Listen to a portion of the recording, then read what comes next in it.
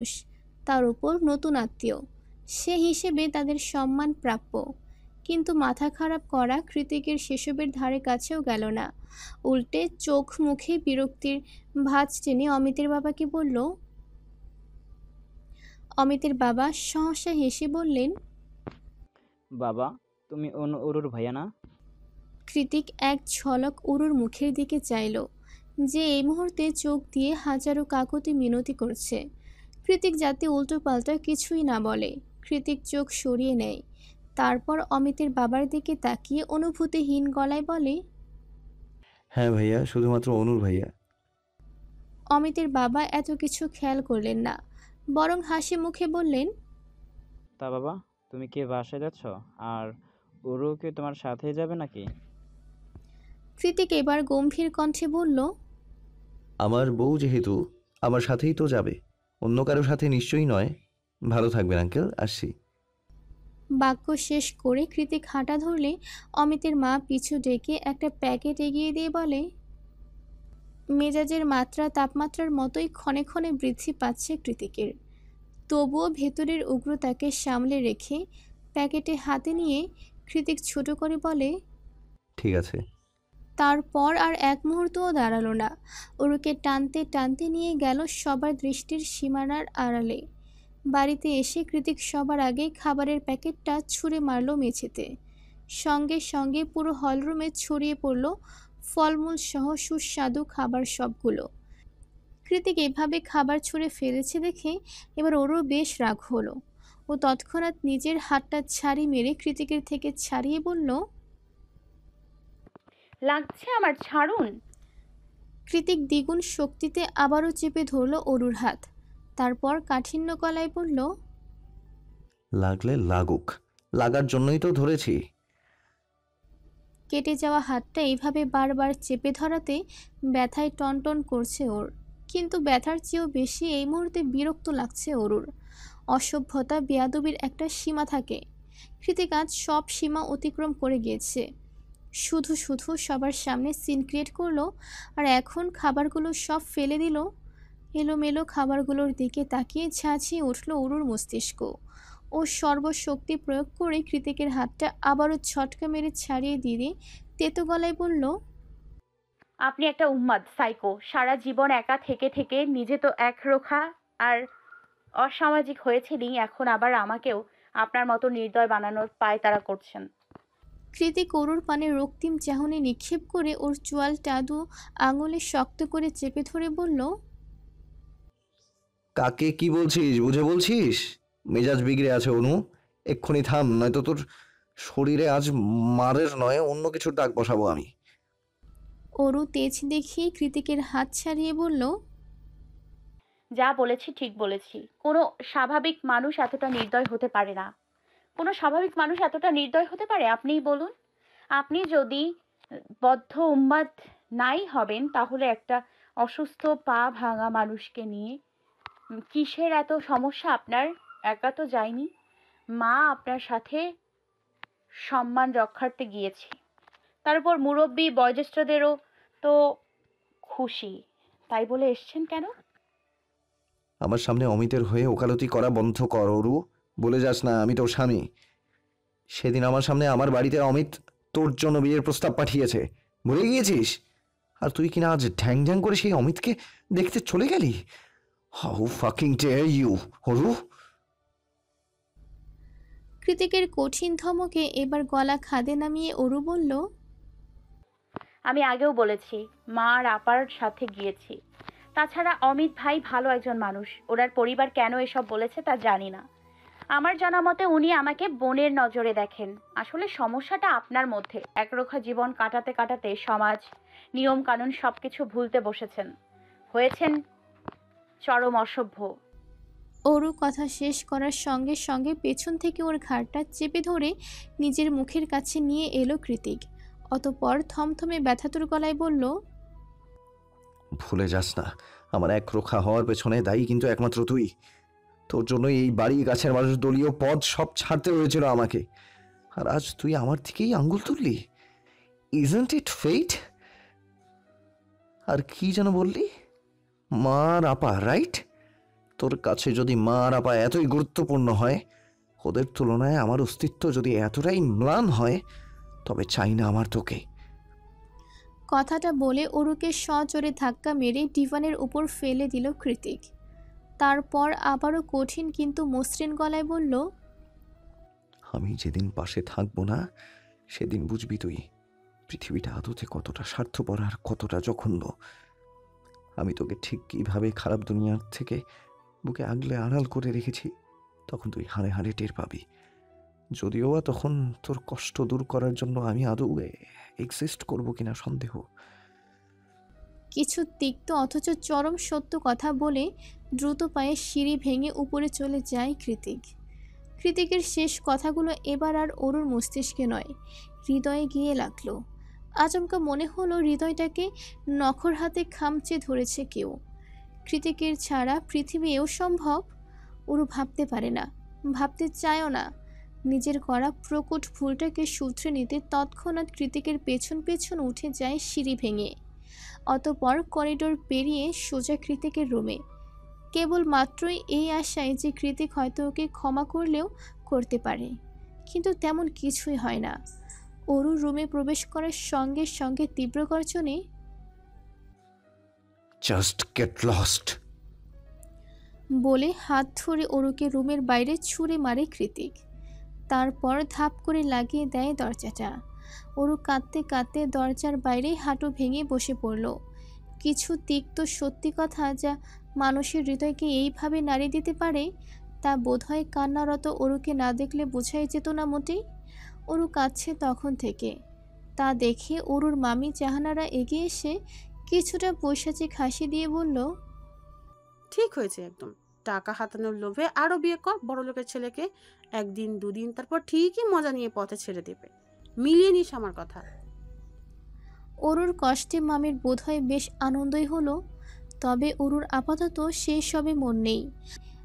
ও নিজের দু হাঁটুতে মাথাটা এলিয়ে দিয়ে একটা দীর্ঘ শ্বাস ছেড়ে বিড়বিড়ালো, জায়ান্ট কৃতিক, তুমি কি জানো তুমি সেই গুপ্ত ঘাতক যে খুন করে একটা পরাসৈন্য তৈরি করার উদ্দেশ্যে? আর আমি হলাম সেই ধর্মান্ধ যে ওই গুপ্ত ঘাতকের ছুরির ইশারাতে নাচি। তুমি আমার জীবনে এমন এক ভালোবাসার গোলক ধাঁধা, যার থেকে 1000 বছর ছুটলেও আর পরিত্রাণ নেই আমার। না, নেই। পরন্ত বিকেলে মিয়ে যাওয়া সূর্য কিরণ তীরের ফলার মতোই তির্যক আকার ধারণ করেছে। সেই তির্যক সূর্য কিরণের সোনালি আলোক রশ্মিটুকু আছড়ে পড়ছে নীলিমাদের দোতলা ভবনের ছাদে, যেখানে এই মুহূর্তে নির্দ্বিধায় নৃত্য করতে স্বয়ং নীলিমা। নাচে ওর বাধ্যবাধকতা নেই, শখ করেই নাচ শেখা, যেমনটা চারুকলায় গিয়ে আঁকাআঁকির ক্ষেত্রে। আব্বা জানের একমাত্র মেয়ে হওয়ায় মেয়ের কোনো রূপ শখ আহ্লাদের ত্রুটি রাখেননি নীলিমার বাবা তায়ের জামান।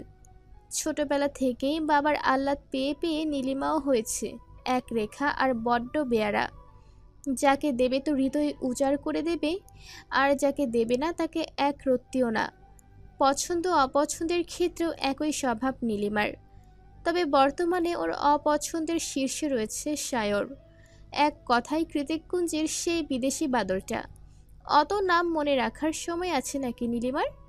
অপছন্দের শীর্ষ তালিকার মানুষটার কথা ভাবতে গিয়েই বিরক্তিতে চোখ মুখ কুঁচকে গেল নীলিমার। মনে মনে ভাবল, মানুষ এত বিরক্তিকর আর অসহ্য কি করে হতে পারে? কি করে? সায়রের কথা ভাবতে গিয়ে নীলিমা যখন বারবার নাচের মুদ্রায় ভুল করছিল আর চোখ মুখ খিচিয়ে সায়রের 14 গোষ্ঠী উদ্ধার করছিল, ঠিক তখনই বাড়ির সামনে স্ট্যান্ড করা বাইক দেখে চোখ আটকে গেল নীলিমার। ও নাচ বাদ দিয়ে এগিয়ে এসে ছাদের পাঁচিল ঘেঁষে দাঁড়াতেই দেখতে পেল সায়র দাঁড়িয়ে আছে। সায়রকে দেখে নীলিমা কচমুটিয়ে বলল, এখন বুঝতেছি, শনি তাকিয়েছিল বলেই তখন বারবার ভুল করেছিলাম। আপাতত ওর দিকে তাকিয়ে নিঃশব্দে হাত নাড়ছে সায়র। আর সায়রের থেকে কিছুটা দূরত্বে অন্যদিকে তাকিয়ে সিগারেট ফুঁকছে অর্ণব। নীলিমাকে উকি দিতে দেখেই সায়র নিচ থেকে কথা ছুড়ল, উপরে আসবো কি? নীলিমাদের ছোট্ট বাড়ি, ছাদে আসার সিঁড়িটাও বাইরের দিকে, যে কেউ চাইলেই ফট করে উঠে আসতে পারবে। আপাতত সেসব কথা বাদ, এই বাদরটা কি করে ওর ঠিকানা খুঁজে পেল সেটাই ভাবনার মোক্ষম বিষয় হয়ে দাঁড়িয়েছে নীলিমার মস্তিষ্কে। নীলিমাকে নিষ্প্রভ চোখে ধ্যানমগ্ন হয়ে দাঁড়িয়ে থাকতে দেখে সায়র আর অনুমতির অপেক্ষা করল না, তর তর করে সিঁড়ি ডিঙিয়ে উঠে গেল নীলিমাদের ছাদে। সায়র উপরে এসে নীলিমার চুলে টোকা মারতেই ভ্রম ছুটে গেল নীলিমার। ও তৎক্ষণাৎ সায়রের দিকে অগ্নিদৃষ্টি নিক্ষেপ করে বলল, বদমাইশ পুরুষ, আপনি এখানে কি করছেন? আমাদের বাসার ঠিকানা বা খুঁজে পেলে কি করবে? সায়র একটা চমৎকার হাসি দিয়ে বলল, কি যে বলো না, আমার না হওয়া শ্বশুর বাড়ি আর আমি খুঁজে পাবো না? সায়রের কথায় নীলিমার চোখ কপালে। ও হতবাক হয়ে বলল, আশ্চর্য, কে আপনার শ্বশুর? কেন, তোমার আব্বা যান? নীলিমা এবার মেকি হাসল, সায়রের সাথে তাল মিলিয়ে বলল, ও তাই বুঝি, আমার আব্বাজান বুঝি আপনার শ্বশুর? তাই একটু ডেকে পাঠাই, বলি তার একমাত্র জামাইকে একটুখানি জামাই আদর করে যেতে। সায়র নিজের শার্টের কলারটা পেছনে ঠেলে বলল, হ্যাঁ হ্যাঁ বলো, আই অ্যাপ্রিসিয়েট। সায়রের কথায় হ্যাঁ সূচক মাথা নাড়িয়ে নীলিমা তৎক্ষণাৎ গলা ছেড়ে ডেকে ওঠে। আব্বাজান হুনতাছেন? তৎক্ষণাৎ নিচতলা থেকে এক গুরু গম্ভীর কর্কশ আওয়াজ ভেসে এলো। কি তুই নাম্মাজান, ডাক পারতেছেন কেলা? নীলিমা আবারও চেঁচিয়ে বলে ওঠে, তেই হাজানবালা আমগোসাতে বিদেশি বান্দর লাফাইতেছে। কিতা কইতেছেন আম্মাজান? এসব লাঠি দিয়া আনমু মানি? না আব্বাজান, বাঁশ নিয়ে আহেন, আসোলা বাঁশ। নীলিমার কথায় সায়র হতবিহ্বল হতভম্ব হয়ে মুখে হাঁ করে দাঁড়িয়ে আছে।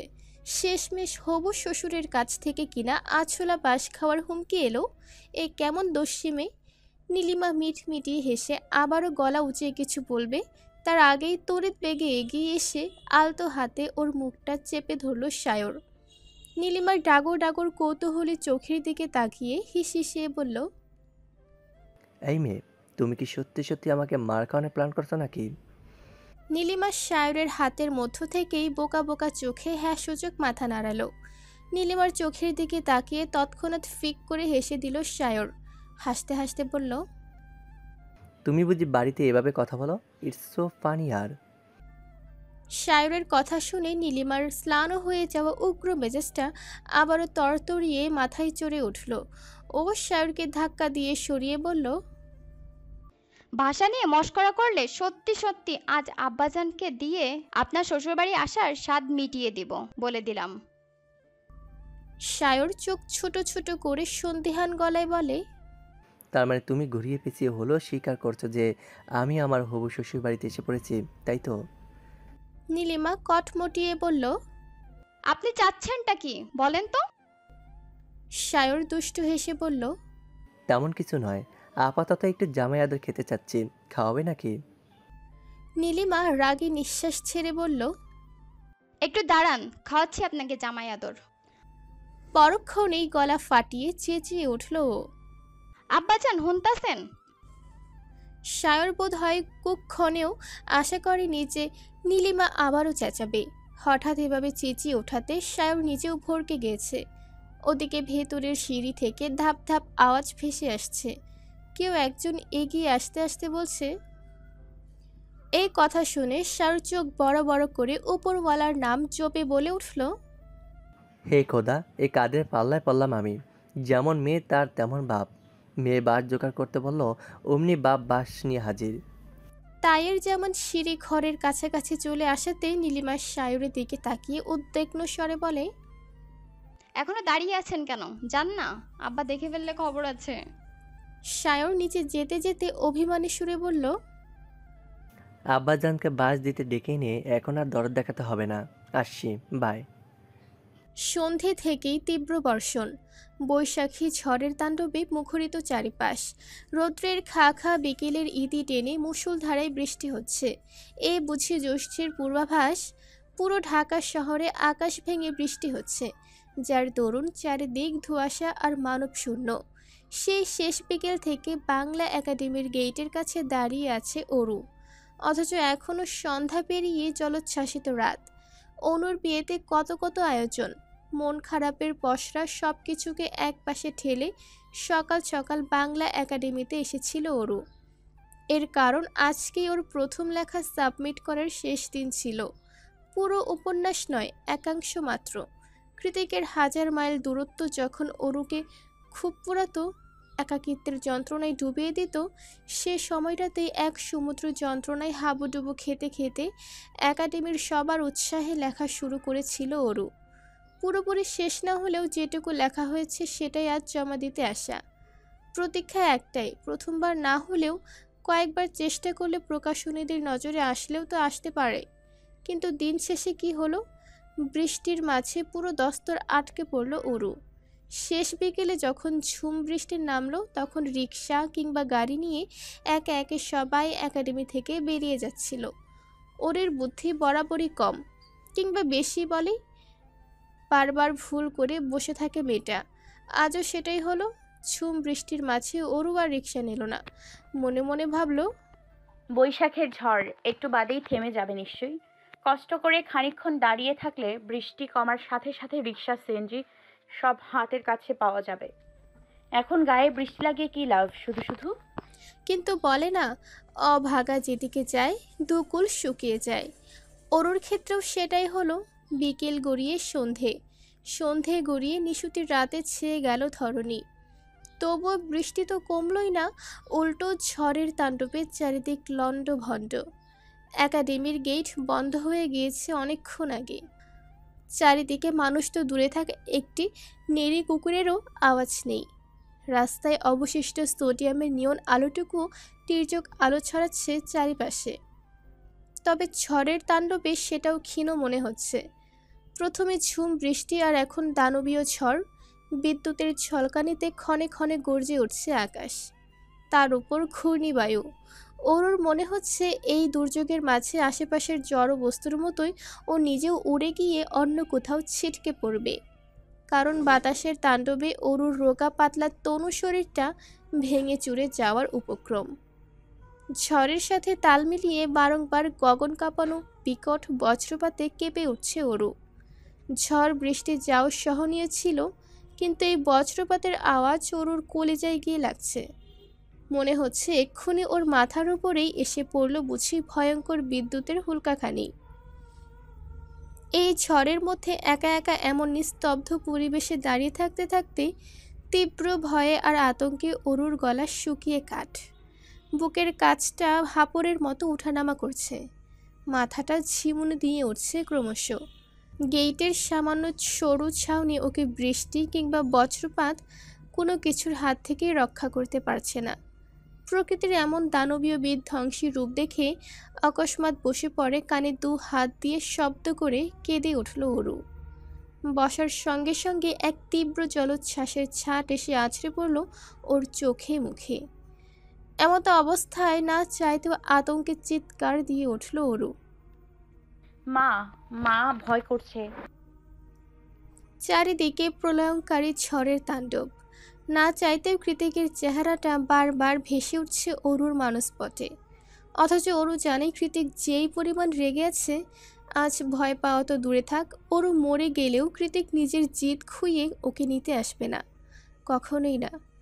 কৃতিক যদি অরুর খোঁজ করত কিংবা অরুর জন্য কোনোরূপ চিন্তাই হতো ওর মনে, তাহলে তো যখন ঝড় শুরু হলো তখনই নিতে আসতো। এত দেরি করতো না নিশ্চয়ই। অরু বারবার ভুল প্রমাণিত হয়, মিথ্যে আশায় বুক বাঁধে। মানুষটা ওর উপর রেগে আছে জেনেও তার পথ চেয়ে বসেছিল। এবার হলো তো। ঝড় বৃষ্টির তাণ্ডবে ঘন্টার পর ঘন্টা পেরিয়ে গেল, অথচ অরুকে নিতে কেউ এলো না, কেউ না। এই পর্যায়ে এসে অরুর মনে হচ্ছে ও আসলে খুব একটা গুরুত্বপূর্ণ কেউ নয়। কৃতিকের জীবনে তো অন্তত নয়। কিছু অযাচিত ভাবনার পড়তে পড়তে আকাশের প্রকাণ্ড গর্জনে আবারও কম্পিত কণ্ঠে চিৎকার দিয়ে উঠল অরু। মামা, মা, ভয় করছে। চিৎকার দেওয়ার পরপরই গা ছেড়ে ডুকরে কেঁদে উঠল অরু। কাঁদতে কাঁদতে বলল, আমি বাড়ি যাব, আমি মায়ের কাছে যাব, আপার কাছে যাব। কোথায় তুমি জায়ান, কৃতিক? এই বিদ্যুতের আলোতে আমার খুব ভয় করছে। আবারও মুখের উপর জলোচ্ছ্বাসের ছাট পড়ার সঙ্গে সঙ্গে আহাজারি বন্ধ হয়ে গেল অরুর। মনে হচ্ছে চারিদিকের শত্রুর দল ঘিরে রেখে আছে ওকে। অরু একটা টু শব্দ করলে আবারও ওকে মারতে এগিয়ে আসবে ওরা। সেই ভেবেই ভয়ের চোটে শুকনো ঢোক গিলে চুপ